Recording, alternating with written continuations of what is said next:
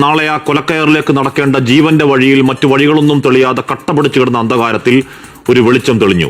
Republic of Yemen public prosecution സ്ഥിരീകരിക്കുകയാണ് എല്ലാ വാദങ്ങളും എല്ലാ അപ്പീലുകളും തള്ളപ്പെട്ട് അധികാരികൾ ഒപ്പിട്ട നിമിഷപ്രിയയുടെ ആ മരണ വാറന്റ് നീട്ടിവെച്ച കാര്യം. നേരിട്ട് അറിയിക്കുന്നത് കാന്തപുരം അബൂബക്കർ മുസ്ലിയാർക്കാണ്. ആ സനായിലെ കോടതി ഒഫീഷ്യൽ ഉത്തരവ് കാന്തപുരത്തിന് നേരിട്ടയക്കാൻ കാരണമുണ്ട്. എല്ലാ പ്രതീക്ഷകളും അസ്തമിച്ച മണിക്കൂറിൽ സ്നേഹത്തിന്റെ ഭാഷ പറയുന്ന അനുയായികൾ സുൽത്താനുൽ ഉലമ എന്ന് വിളിക്കുന്ന ആത്മീയ നേതാവിന്റെ ഇടപെടലാണ് ആ ജീവൻ രക്ഷാ ദൌത്യം. ഹൂത്തികളുടെ നിയന്ത്രണത്തിലുള്ള സ്ഥലം, കേന്ദ്ര സർക്കാരിനടക്കം ഒരു ഡിപ്ലോമാറ്റിക് ഇടപെടൽ അങ്ങേയറ്റം സങ്കീർണമാക്കുന്ന ഘടകങ്ങൾ ഇന്നലെ സുപ്രീം കോടതിയെ അറിയിച്ചതാണ് അറ്റോർണി ജനറൽ ആർ വെങ്കട്ടരമണി. അങ്ങനെ എല്ലാം അസ്തമിച്ച് ശിക്ഷ നടപ്പാക്കാൻ 24 മണിക്കൂർ പോലും ഇല്ലാത്തപ്പോൾ അടഞ്ഞ വാതിലുകൾ തുറക്കാനിറങ്ങിയതാണ് കാന്തപുരം. ആ രാജ്യത്തെ സൗഹൃദങ്ങൾ, സ്വാധീനങ്ങൾ, യമന്റെ ഗ്ലോബൽ മുഖം ഷെയ്ഖ് ഹബീബ് ഉമറുമായി പതിറ്റാണ്ടുകളുടെ വ്യക്തിബന്ധം ഒക്കെയൊക്കെ കാന്തപുരത്തിന്റെ കരുത്തായി. ആ വ്യക്തിപ്രഭാവത്തിന്, മാനവ സ്നേഹത്തിന്റെ വക്താവിന് ആദരവുകൾ, ദീർഘായുസ്സിന് പ്രാർത്ഥനകൾ.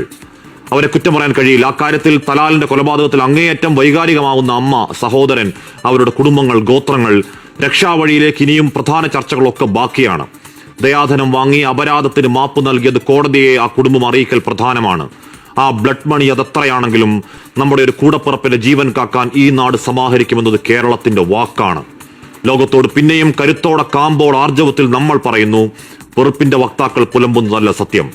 വീണ്ടുകിടക്കുന്നവന്റെ ജാതിയും മതവും തിരയാതെ ഏതൊക്കെ വഴികളിൽ, ഏത് പരമാവധിയിൽ പോയും കൈപിടിച്ച കയറ്റിലാണ് ഞങ്ങളുടെ ശീലം. ഇതാണ് Kerala story, the real Kerala story.